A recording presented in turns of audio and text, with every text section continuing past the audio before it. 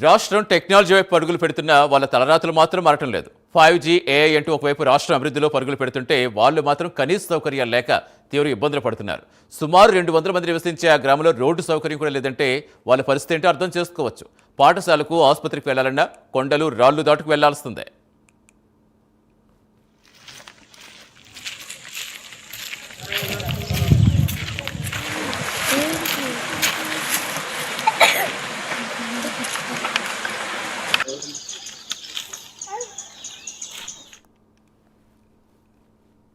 పోలవరం జిల్లా దేవీపట్నం మండలంలో బడిగుంట గ్రామంలో గిరిజనులు నానా అవస్థలు పడుతున్నారు.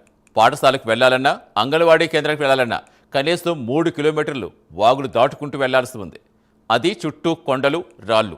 అటవీ ప్రాంతాల్లో ప్రయాణం చేయాల్సిందే.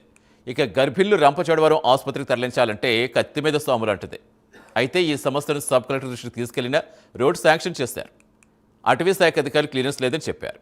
ఇప్పటికైనా తమ గ్రామానికి రోడ్డు సౌకర్యం కల్పించాలని డిప్యూటీ సీఎం పవన్ కళ్యాణ్కు విజ్ఞప్తి చేస్తున్నారు.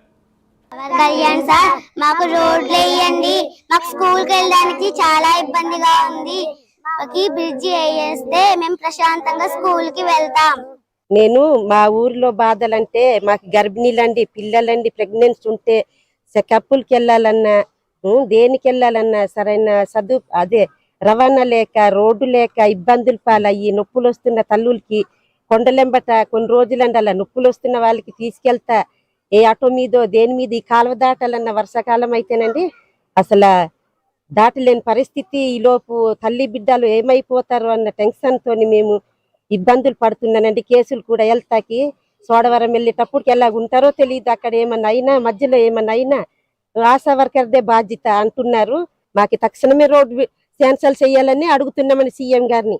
యాక్చువల్గా ఇక్కడ మేము చాలా స్ట్రగుల్స్లో ఉన్నామండి. ఎందుకంటే ఇదివరకు స్వతంత్రం ఎప్పుడైతే వచ్చిందో అప్పటి నుంచి ఈ గ్రామస్తుల గారికి రోడ్డు ముఖం అనేది తెలియదండి. అట్లాంటి పరిస్థితుల్లో ఉన్నారు.